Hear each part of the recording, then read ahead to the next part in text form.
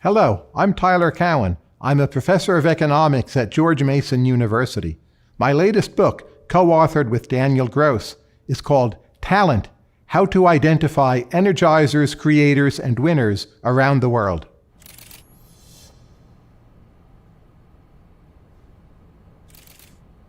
My entire life, I've been involved with starting or managing projects, and in virtually every case, I found the true binding constraint was not enough talent. There was a recent study that estimated the total value of talent or human capital in the world is over $550 trillion. So it seemed to me that as a social problem, we're not taking talent seriously enough. We end up with a lack of opportunity, excess inequality, and many individuals simply not performing up to their maximum potential.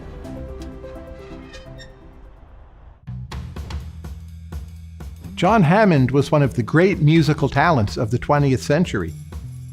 But his contribution was not singing or playing an instrument. What he did was to find other musical talents. So he found and identified Count Basie, Aretha Franklin, Benny Goodman, Bruce Springsteen, Bob Dylan, Stevie Ray Vaughan. He was one of the most phenomenal talent scouts of the 20th century. He had at least two key features in his search for musical talent.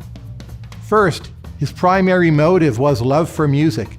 He wasn't necessarily out to make as much money from these people as possible. Second, he did not have preconceptions about race or gender.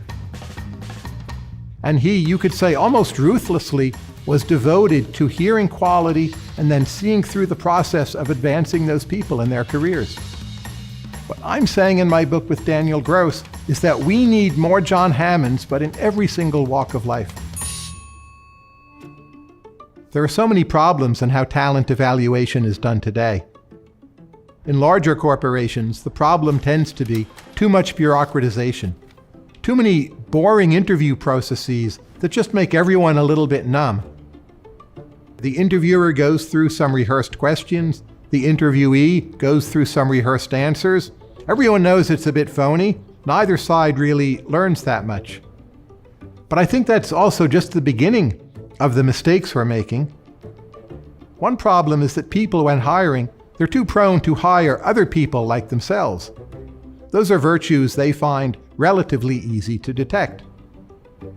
Think about the role of intelligence in the hiring process.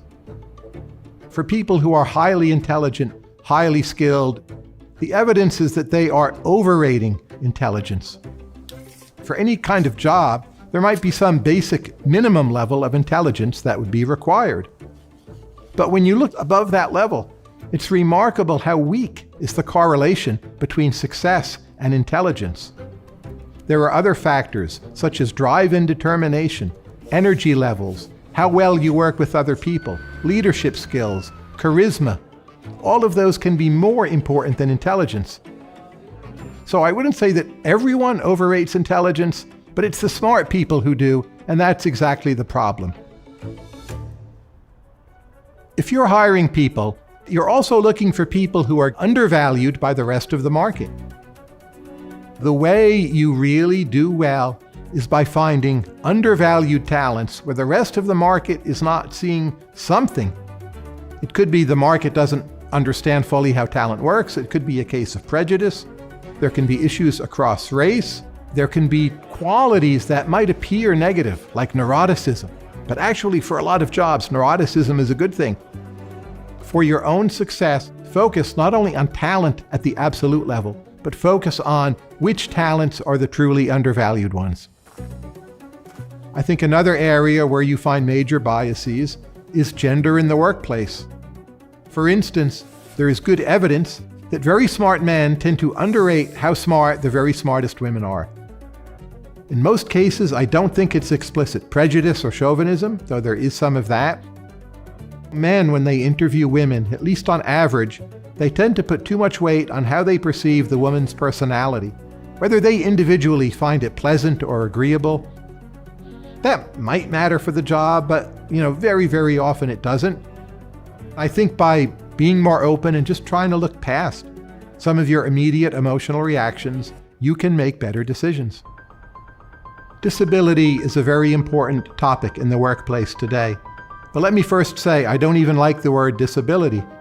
What is called a disability is not in every case a disability, or it can be understood in some better and more complex way. There are large numbers of individuals who are, for whatever reasons, quite different. One of the most common reasons might be ADHD. Another possibility would be some form of autism. These individuals do not always interview well, and very commonly they didn't do well in school because our school systems, they are not well designed to deal with neurodiversity. But don't be so quick to dismiss them on the grounds of a bad interview or bad grades. Some of our greatest talents are highly unusual. There's plenty of talent there that is currently greatly undervalued. Of all the different parts of the American and indeed global economy, I think the sector that does the best at finding talent is venture capital. Because the way venture capital is structured, a lot of your investments, they're going to lose money, you know it. But there'll be a small number that return to you 100x or 200x your initial investment. So your emphasis is on the deals you might be missing and how you can find them. And that makes people more open-minded, more tolerant of their own errors, less risk-averse, and more willing to think outside the box. And they have the mentality, fear of missing out, and that's the direction we all need to move in.